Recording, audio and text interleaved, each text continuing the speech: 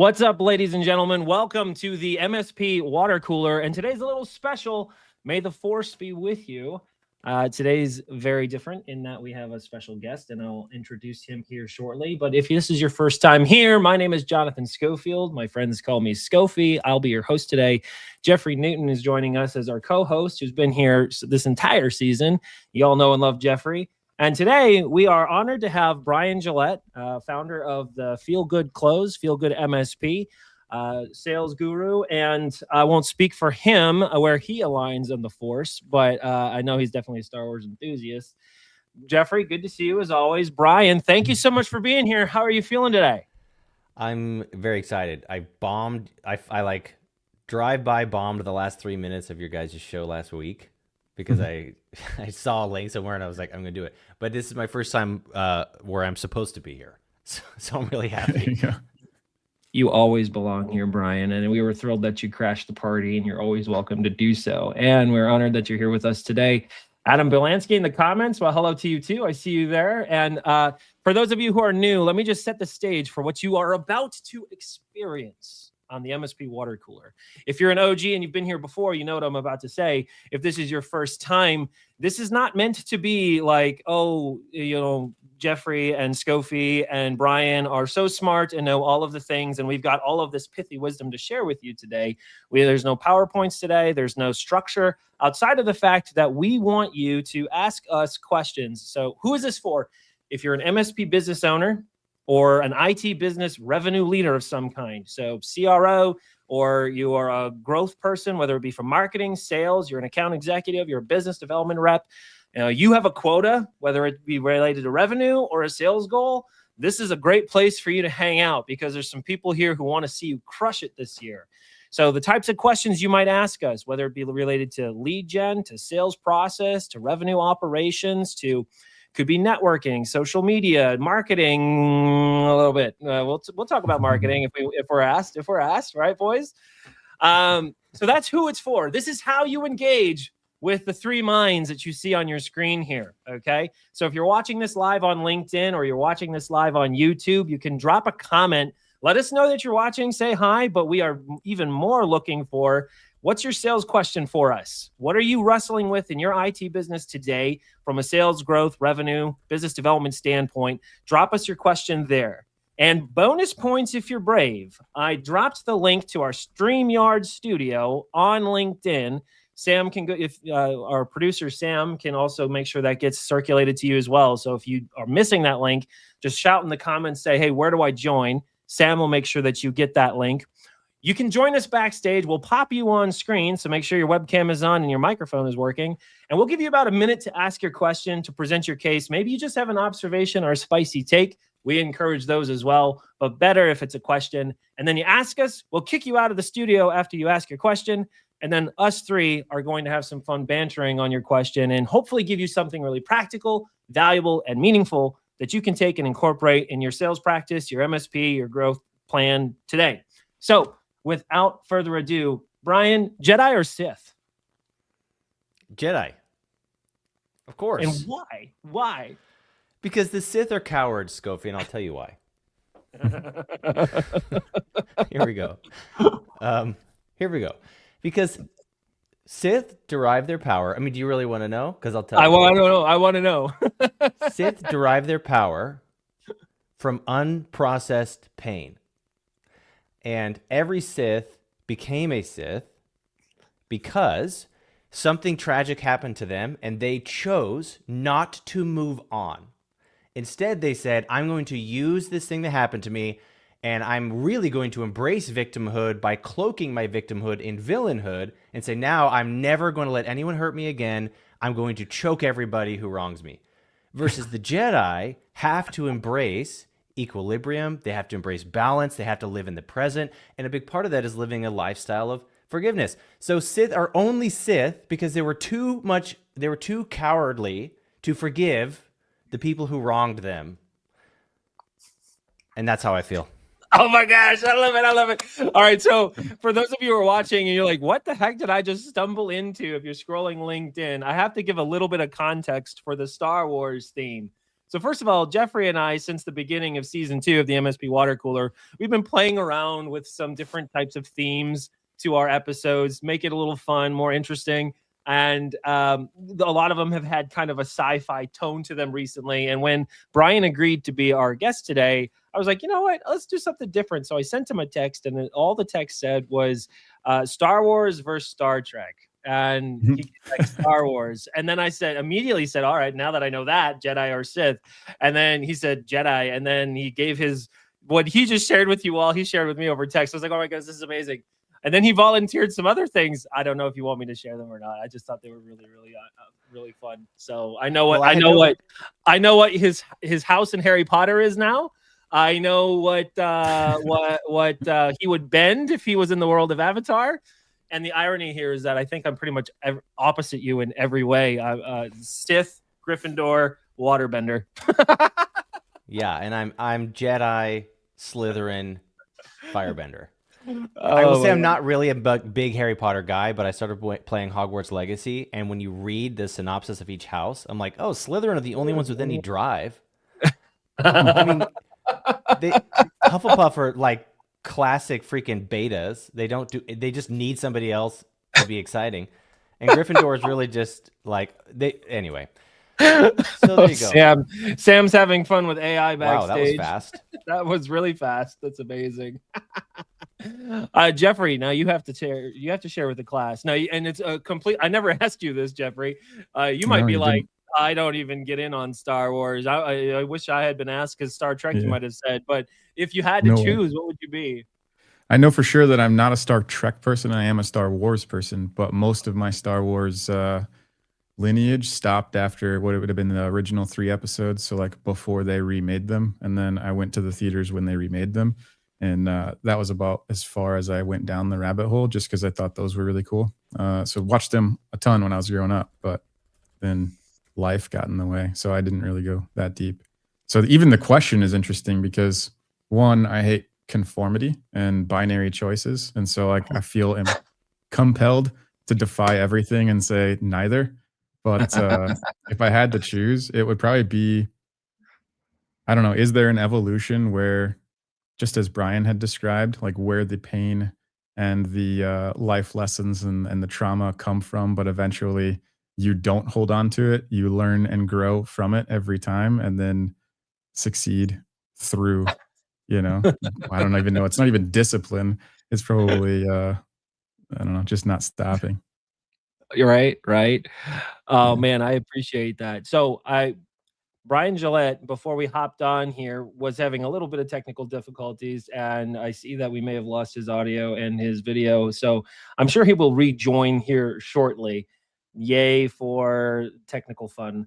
But we're going to jump into our questions here very shortly. I want to thank those of you who engaged with me on LinkedIn. I sent most of you who registered on LinkedIn some questions, and you answered them. So we've got some pre-loaded questions, and we can jump into those here shortly. And if you are watching right now, again, I'll remind you, join the studio if you're brave. Sam will get you the studio link to join us on StreamYard. But you can also alternatively drop your comment on LinkedIn or YouTube, and we will start rolling there as well. My man is back. Yeah, the gods are a little cruel right now, but can you hear us okay? I can hear you now. I'm sorry I didn't get to hear if Jeff is Sith or Jedi. Which are you? I rejected the binary choice, and I said I'm something in between because I'm motivated by the anguish and the pain and the trauma like you described of the Siths, but I also am not caught up in it. So I feel like the evolution is... Oh, he's going to miss it again. This is so unfortunate. Yeah. So you're more of a Han Solo, Jeffrey. You're more of a Han There you go. Solo. Yeah, I was more of like what was it, Spaceballs guy. How about that? So like there we go. Yeah. Brian, if you need to do a hard reboot on the computer, that's totally fine. I'm not sure if you're watching on LinkedIn or not, but you follow your heart and do what you need to. All right, while we're waiting for a brave soul to join the studio, and hop on screen with us, we can pull up our first question from LinkedIn. Now, some of these that you guys sent me over chat before we went live, I had some time to put them on a screen here. So Sam, go ahead and bring up Jamie Leon's question here. And we will jump in. And Brian, we'll catch you up when you hop in. We got to keep rolling. That's right, Jared, the Schwartz. All right, actually, so we'll jump into this one first. We actually have that one. Why don't you pull up the question, Sam, that on my screen?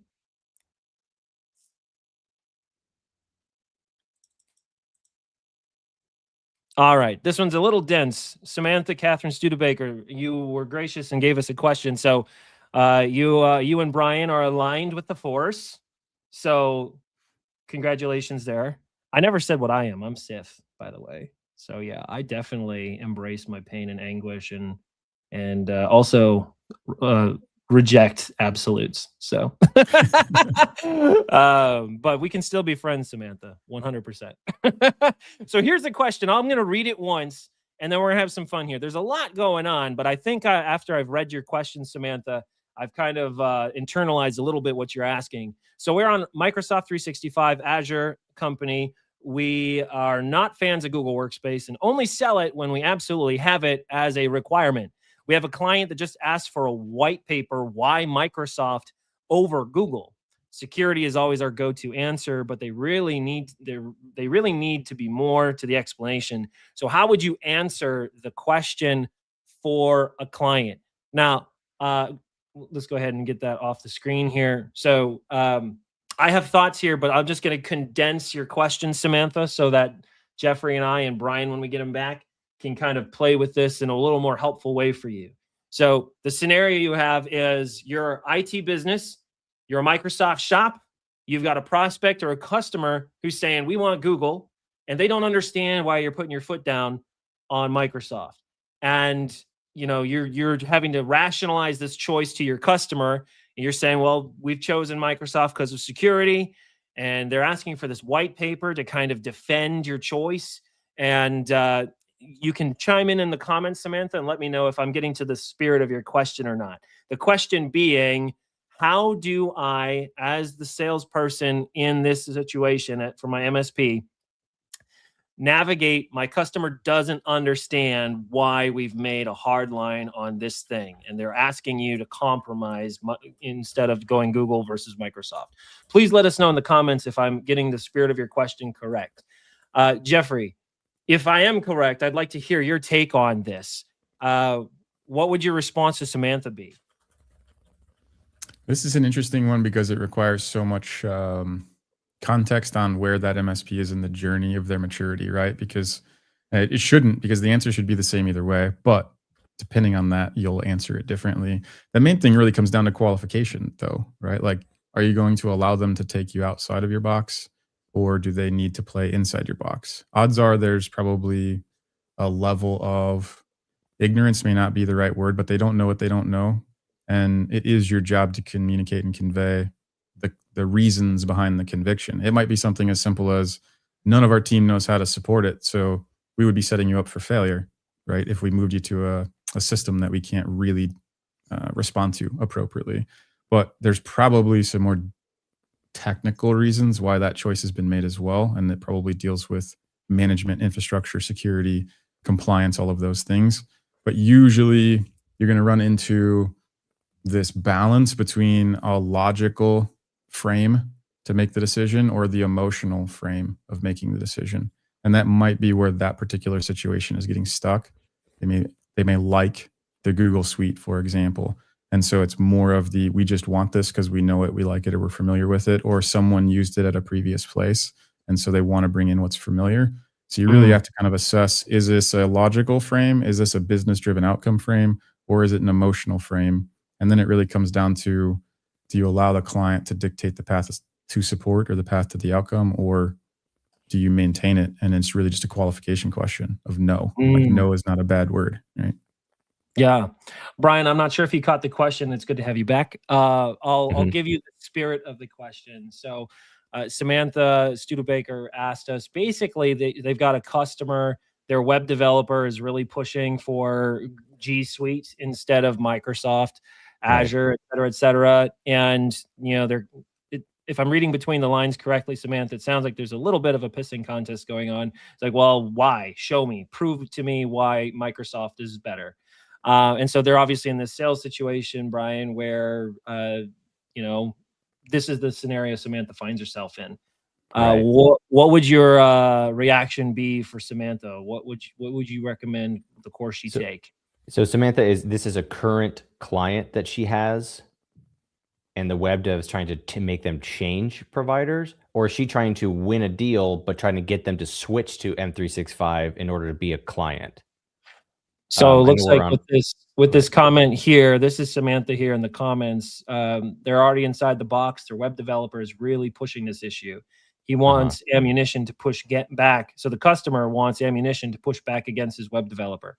So Samantha, actually, that's really great to understand. It sounds like your customer is okay with this switch, but the web developer is trying to shut it down. And so your customer is asking you to arm them with how they go to their web developer and make the case for this. If with that additional context, Brian, what would your thoughts be? Yeah, I think, again, if I'm understanding right, and it'd be great to have Samantha jump in. If we're missing this, Samantha, just tell us and just come on the show real quick and set the record straight. But if this is, we've got a client and we've got this other vendor saying, well, you should be on Google Workspace. The client's on M365. We want them to stay on M365 because I think from the original question, she said that they don't support Google Workspace. So, here she comes.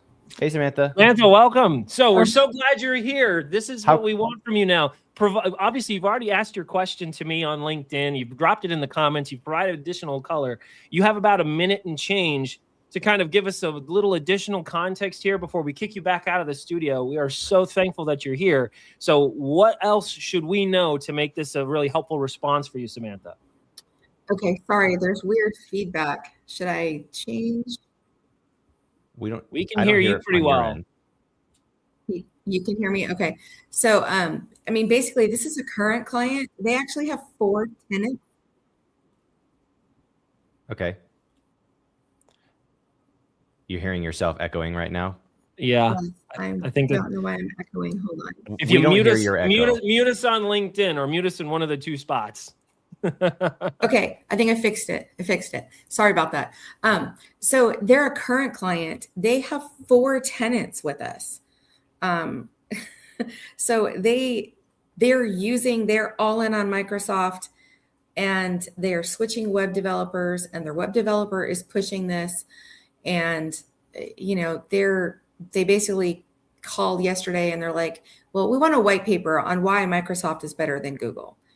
And the frustrating thing is, I mean, I feel like we've already proved that they're in the right space. They've been clients for 15 years. This is not a new rodeo for us with them.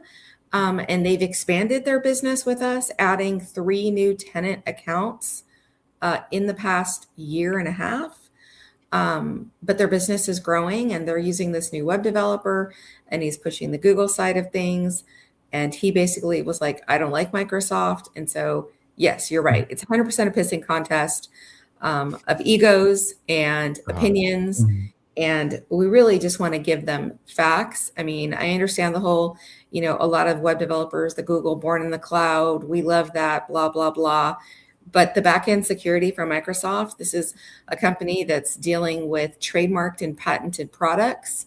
And from a security aspect, I think that we're dealing with a much better choice with them staying right where they are and not trying to move to Google Workspace, which they also don't currently really use and understand. So everything that they know about how they've structured their SharePoint, if they were to make a switch to Google Workspace, it's a learning curve, and they don't have the time for that. They're moving too quickly. The web developer that wants to change, this is a new web developer that just came in. And are they developing a core application or just website stuff? So websites that include sales, like they're pushing sales through the website of the product. E-commerce or something? type sales? Yeah, I mean it's a veterinary product that treats horses. Got So it. they have vets going to the website. They also have clinical trials going on on the human side of this exact same Okay. product. So there's a lot moving, and I feel like they don't understand what they're asking in terms of a shift at this point in time. It would Yeah. be a detriment to their forward direction with the 4 companies that they have formed under this whole thing that they're taking live. Like it's just a bad idea. And the last question for me, not only that, does your MSP support Google Workspace or no? Yes. So we do. We have a marketing client that does marketing for Google. So Google doesn't play with any vendor that doesn't use their products. So they understand the value of Microsoft. They actually pay for Microsoft and conduct all of their business within the 365 suite. And then they pay for an additional Google add-on just for the work they do with Google. Got it. I mean, Okay. to me, that says it more than anything. Yeah. You've got and that company is ISO compliant, and they focus on Microsoft, and they're only using Google when they have to. I mean, I feel like that honestly, maybe that should be our example of why. I love it. Samantha, thank you so much for being here on the show today. Thank you for your question, and thank you for all that wonderful context. We're going to have you bop off of the studio here, and please continue to watch online and stay engaged in the comments. I want to give Brian ample time to take a crack at, like, now that we have all this information and you see the sales scenario that Samantha is in with her existing customer, what's the path? Yeah, totally. That helps a ton. I'm so glad you jumped on, Samantha. The answer is when the response to, we write us a white paper about why Microsoft is better. The answer is no, I won't do that. That's the end. And you can explain why, but you say, here's what I would say. Hey, we've been your IT company for 15 years. If we thought Google was the right product for you, we would have sold it to you a decade ago. By the way, we vet it every single year. You pay us to tell you the way to do this, and we're telling you. So we can, if you want me to prove the pudding, I will, but I guarantee you will not like that 45-minute whiteboard session of me precept upon precept explaining why we won't do this.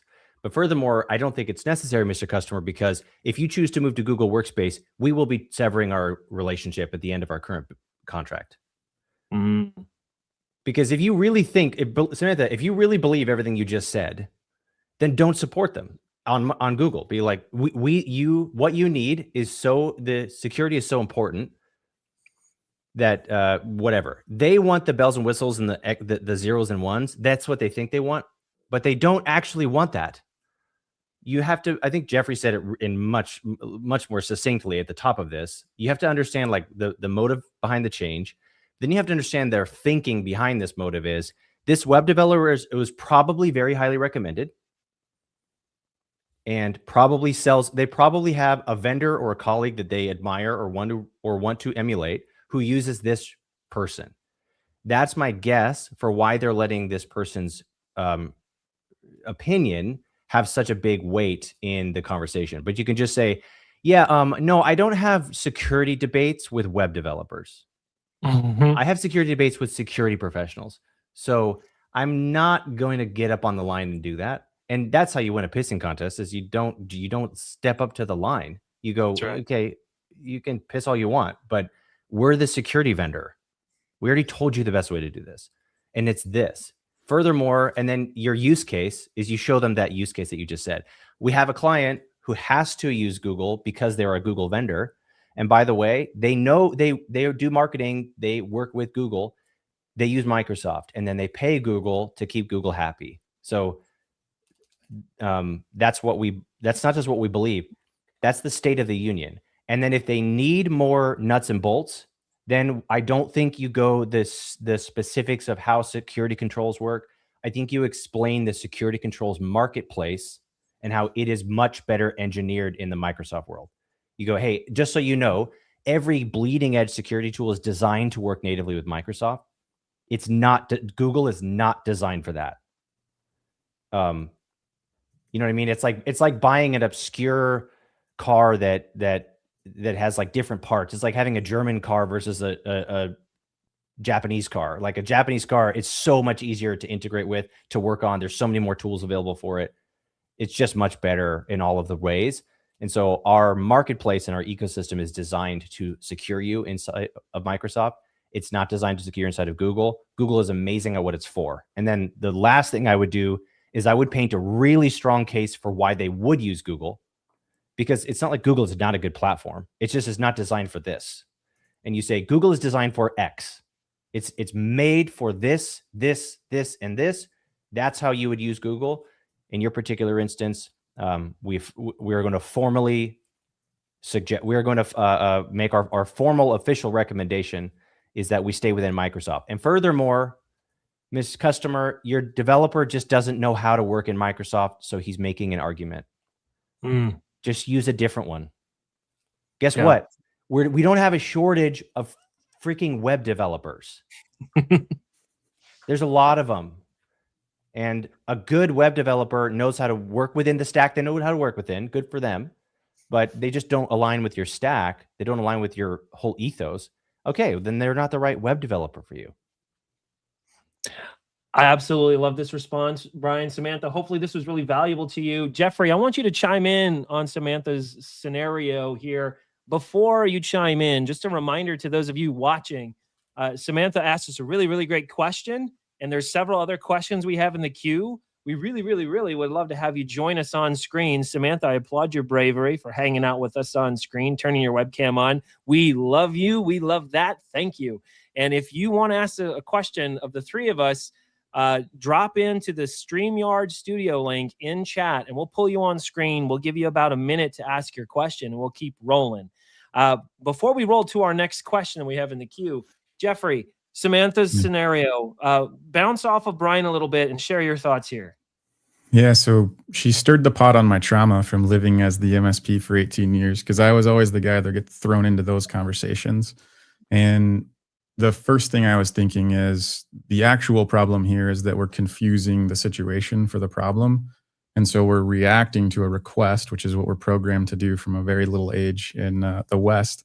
But it's not even about the request for white paper, because the problem actually is the customer's trying to solve this dynamic between this net new web developer and your established relationship. And so not even really about the white paper. The first thing I do is, why don't we set up a three-way conversation with this web developer, and we can have a discussion about what it is we're actually trying to solve for.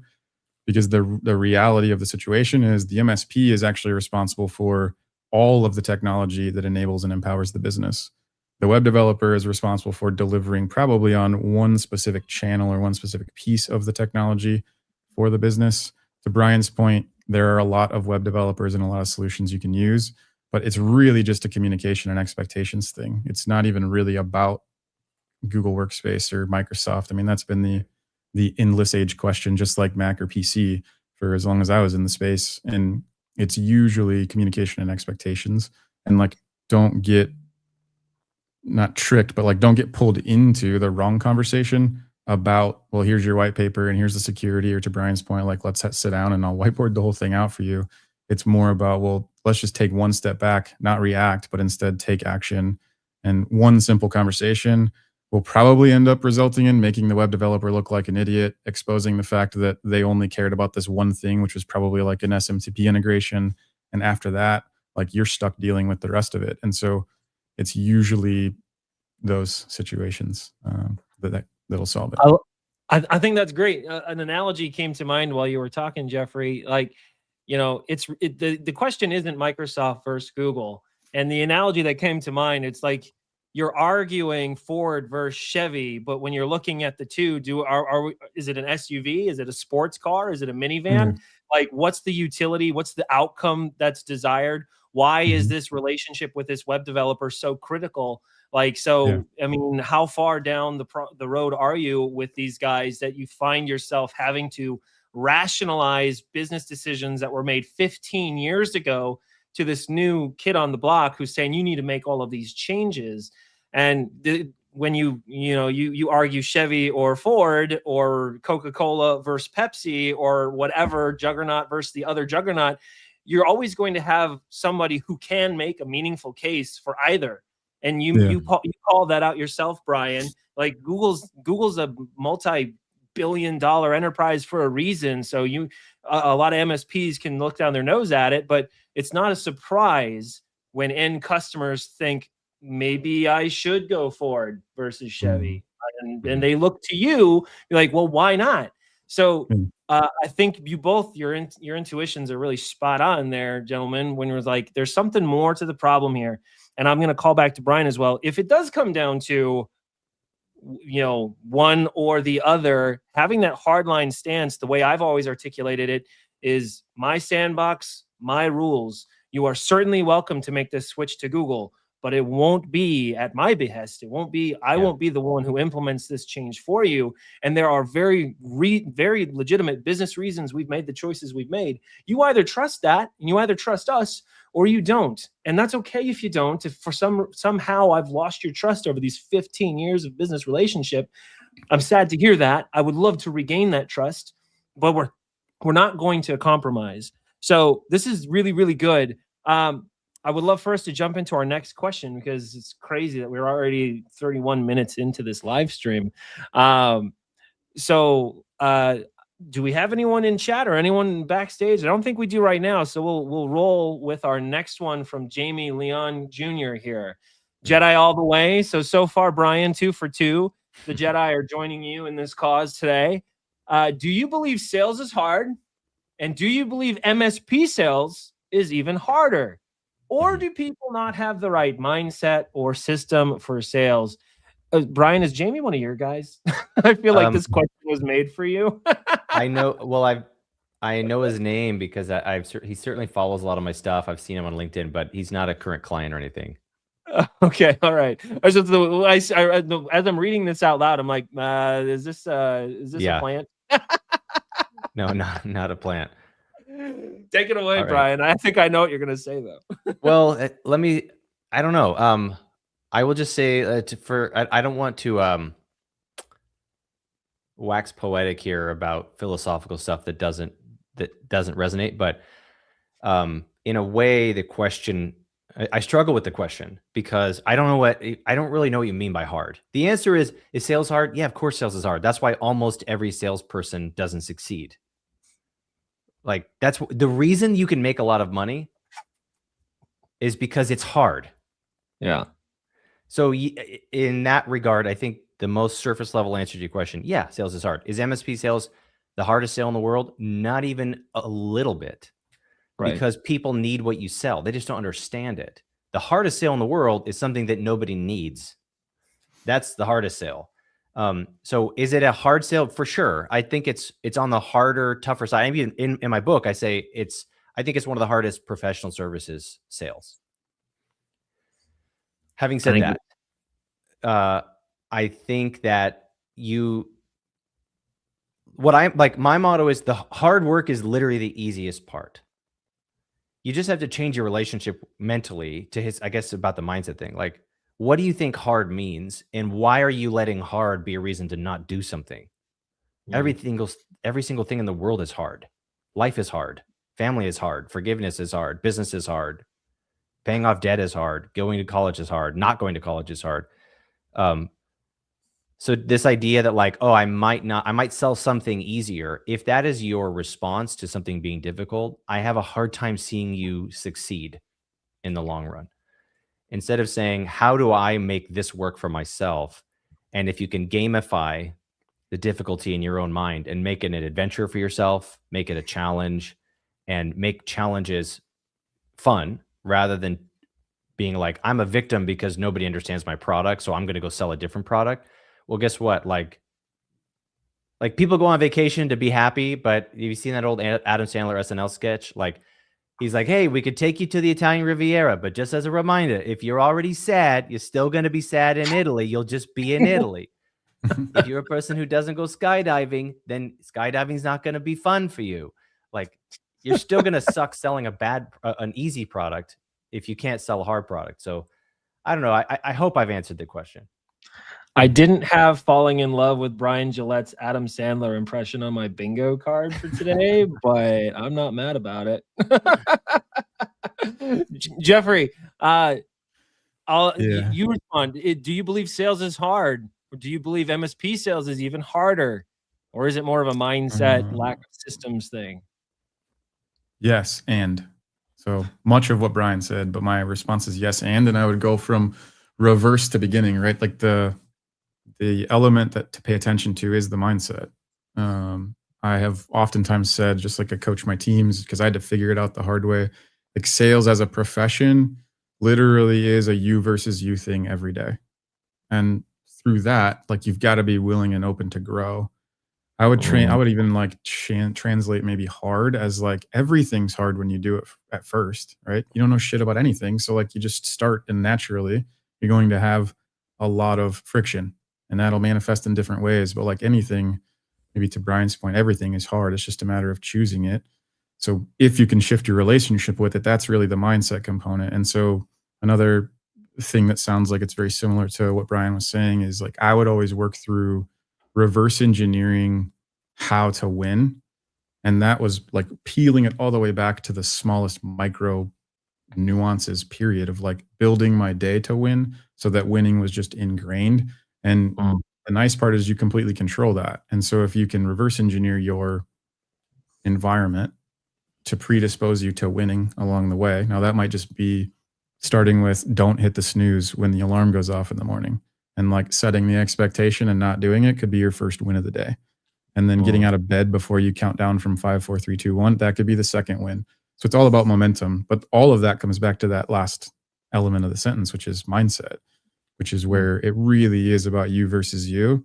And the successful ones, successful salespeople, are generally the people that just stayed in the game long enough to build up that muscle memory. It's just like going to the gym in that regard. It's like there's no alternative for picking up the heavy weight and lifting it to get jacked, so to speak. So it's really no different with your mind. And unless you nail that part first, selling anything is going to be hard in any industry, in my opinion. Yeah. Show of hand, gentlemen, how many of us on this call have been on a call with an IT business owner in recent past where the words that came out of their face was, I'm an engineer, I suck at sales. Yeah, right. Yeah. I didn't get into yeah. this. Yeah. I mean, and like for me, this is a recurring conversation I have with folks in our industry, Jamie. You know, if you go to a triathlete and you say, hey, is running a mile hard? He's going to look at you like, no, running a mile is not hard. But if you go to somebody who is unhealthy, we'll put it that way, kindly, unhealthy, and they do not run, and you say, is running a mile hard? There seems to be a daunting task to them. And Jeffrey, your point about like, you got to work the muscle, you know, the ease of it. And to Brian's point, you know, anything worthwhile takes effort, and it is hard. So the answer is sales is hard until it becomes something that you do all the time. And it's a thing that you live and breathe. And no one wakes up a triathlete. Nobody wakes up an Olympian. Nobody wakes up like, oh, running that mile is something I don't even have to think about. Yeah. I've got a buddy that runs 10 miles a day. All right. I struggle to get 3 in, and I'm proud of myself when I've done my 3. For him, that mile is way different than my mile. And we both run.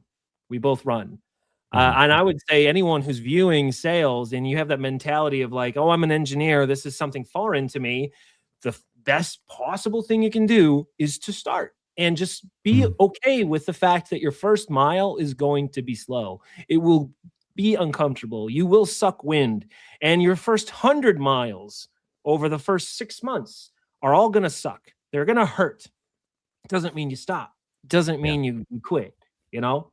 So that would be my contribution to this perspective. Is sales hard? Yeah, it's all hard until you condition yourself to do it.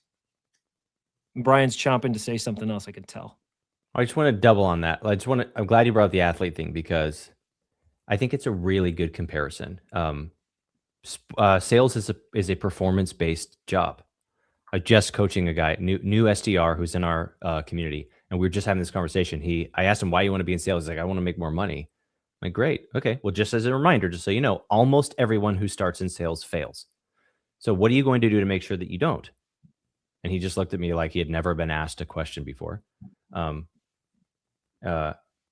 And yeah, Jamie's just substantiating, saying, yeah, he hears a lot of people, hears this from people, but you're a performance-based employee. It's exactly like being an athlete. You know what? I have a good friend who is a chapel for the NFL Chargers, the LA Chargers, and their number one thing that every single one of those players talks about all the time is getting cut. They're like, I will lose if you drop 2 punt returns in a row. You're no longer a starting punt returner, and you'll get your ass fired if you suck at your job. But think about this: like athletics is not just physical. Athletics is 90% mental. You guys know what the yips? Have you heard of the yips? It's the term that when an athlete gets in their head and they can't perform, and they think they've done 10,000 times, they can't do it anymore. It's called the yips. All of a sudden, a guy can't make a free throw. He can't hit a base. He can't hit a curveball. And then they work with mindset coaches. They have sports psychologists who work them through their mental barriers. So what we're describing is like the yips, because if you say sales is hard, yeah, everybody's already kind of covered all this, but you just have to think of yourself. A salesperson is a performance-based employee.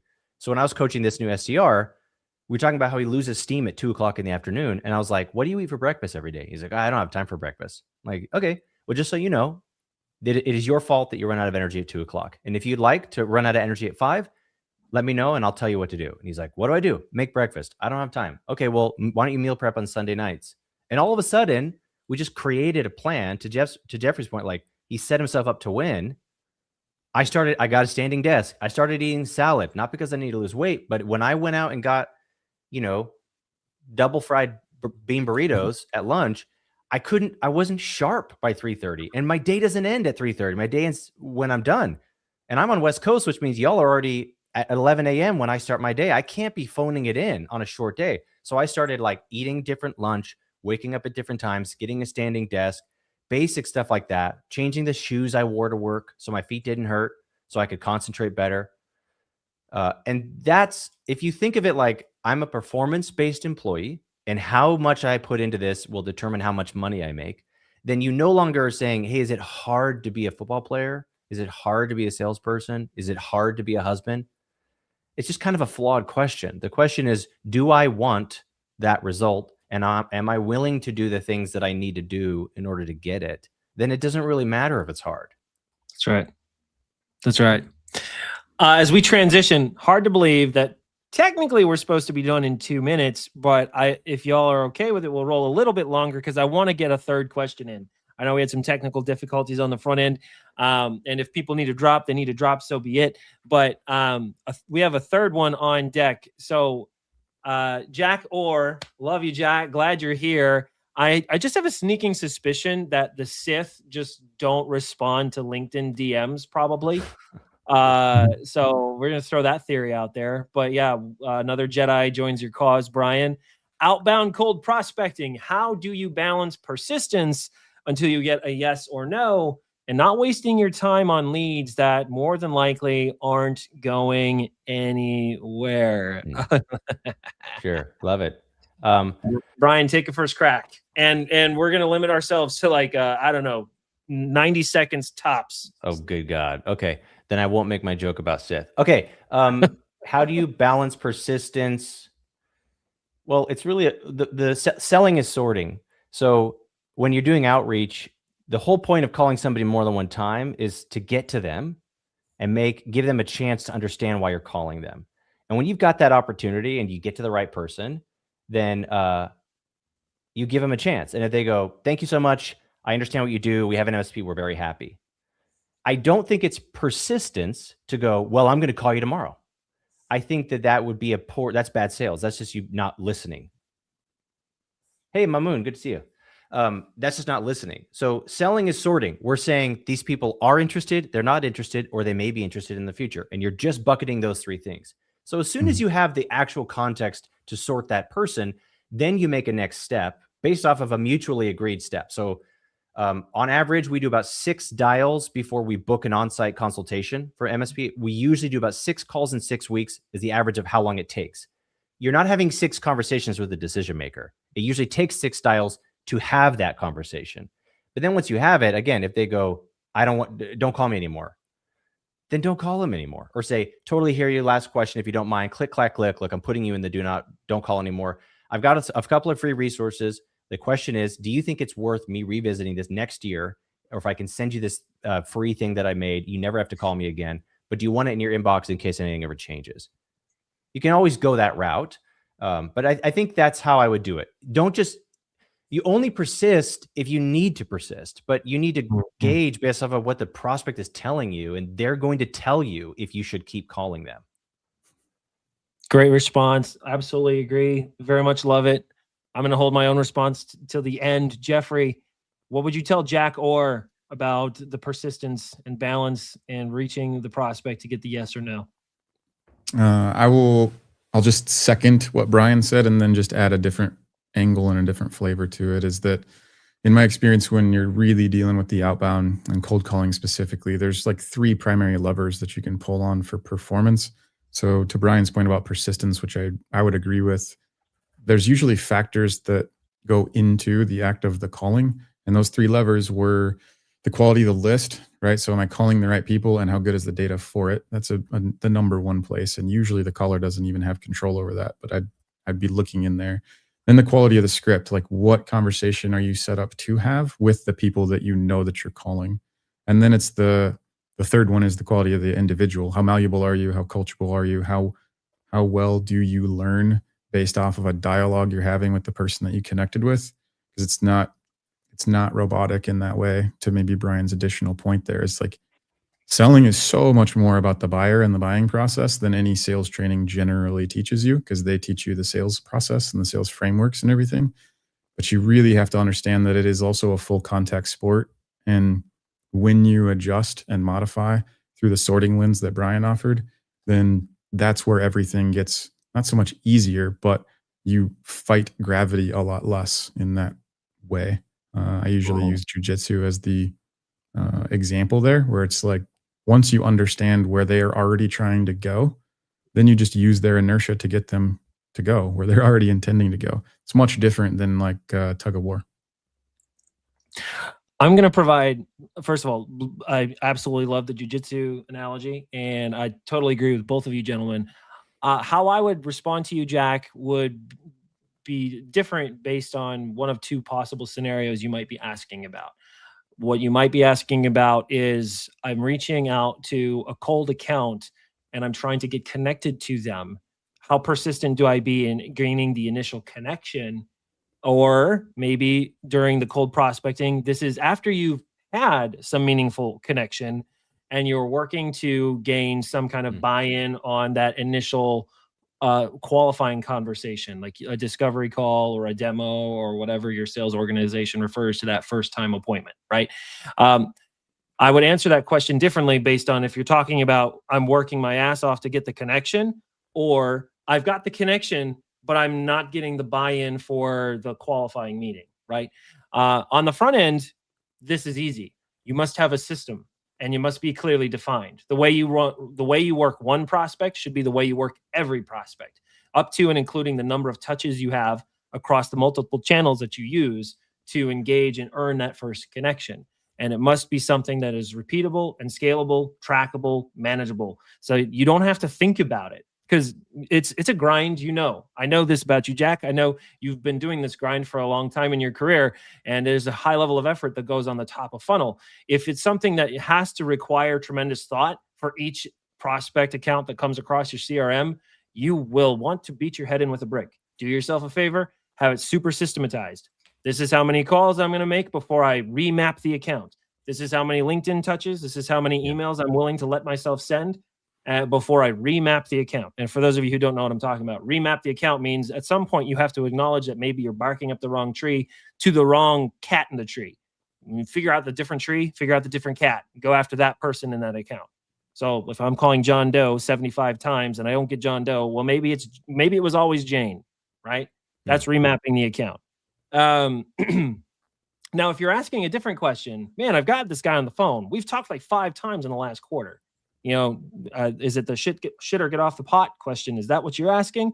Because if that's what you're asking, then you need to make sure that you're the one dictating the terms of the engagement, right? So from the first moment you have a connection, before you let that guy go, it's like, hey, this is who I am. This is why I'm here. This is why you should care. Before you let that guy get off the phone, he's like, here's what you can expect from me, Mr. Prospect. I'm going to call you again. And what I want from you is this. And when I call you again, I'm going to ask for that. And so that way, like, you're driving towards that yes or no, and you're giving them the opportunity, like the dichotomy, or I should say the fork in the road is ever present in the prospect's mind. And they sort of forces them to have to tell you no, rather than like, well, call me in 6 months. Well, we're really busy right now. Well, we just don't have time to put thought into this at this moment. It's like, so, okay, well, then stop wasting each other's time. Is it a no? There's a way that you can ask that question, but everything these gentlemen said, and hopefully that color is a little valuable to you guys. We are technically past time, gentlemen. I'm really grateful for you spending time with us. If you've been watching this live, we appreciate you. If you asked a question, you get bonus points. If you asked a question on screen like Samantha did, you get extra bonus points. And I know we had a few questions in the hopper that we didn't get to. So Ron, or Rob Comfer, I'm staring at yours right now. And I think there's one other one. And if I look through my list, I have to go find you. 2 weeks from now, when the next episode of the MSP Water Cooler, we will tackle those questions then. So mark your calendars every other Wednesday in perpetuity, as much as we're able to. We'll do another live stream. And we do have a special guest lined up for that day. And I don't have them in front of me. So you'll just have to wait for the announcement. If I say it right now, I'm going to say it wrong. So that's just a big old tease for you guys. We do have a special guest locked in for 2 weeks from now. And so we'll see you on the next MSP Water Cooler. Any final thoughts, Brian, Jeffrey, for those of for our viewers before we wrap up? Jeffrey, you first. I think probably the most substantial and universal thing that was said today, I think it was Brian that had said it, is like, really truly learn and understand how to change your relationship with, and then insert definition. When you can do that, then the whole mindset thing gets so much easier. And one of the I wouldn't even call it a trick, but one of the tools for doing that was, as I had to figure that part out, was giving myself permission to change the relationship with the said thing. Mm-hmm. Yeah. I would just say, again, there's so many tactics for persistence. Looks like something. It doesn't just look like you ignoring signs and hearing what you want to hear from somebody who goes, yeah, maybe try me in 6 months. And you go, yes, I've got a lead in the hopper. No, you probably don't. Persistence, I think, is supercharged by empathy. So you always want to ask yourself, like, hey, I'm happy to call you in 6 months, but do you mind if I read between the lines and I might be wrong here? Is this your polite way of saying you're not interested? Because I could just let you go. And then we do a 4-touch in 4 week. When you can't get a hold of somebody, if they ghost you, then we always do a takeaway. Like if they know that you'll follow them to the ends of the earth, stop following them. And that's usually when they'll actually come back up for air. So yeah, Jonathan, the only other things I would want to talk about would just be feel good related things. So I hope we answered the questions today. All right. Yeah. Check out Feel Good MSP. It's .com, right? feelgoodmsp.com. feelgoodmsp.com. Yeah. And we do have a quick wait list right now for new product, just so everybody knows. We're going live with early release 5 weeks from yesterday. I'm only letting 30 people into the first early release. It's going to be the most affordable training I have ever sold and probably will ever sell again. And all you got to do is, if you join that wait list, all it does is send you information. It's not a commitment or anything, but we'll let you know on what's coming up and how you could get access to it. So feel free to join us there if you're interested in learning more about all the training and tools to do what we just talked about today. Fantastic. Thank you so much for sharing. Jeffrey, always good to see you. Our noble co-host. Brian, you've been an amazing guest. Thank you so much for your contributions. And if you're watching this recording back later on LinkedIn or YouTube, we do monitor these comments. So if you still have a question that didn't get asked today, feel free to chime in there or just join us 2 weeks from now at the next episode of the MSP Water Cooler. Catch you all in the next one, folks. Be well.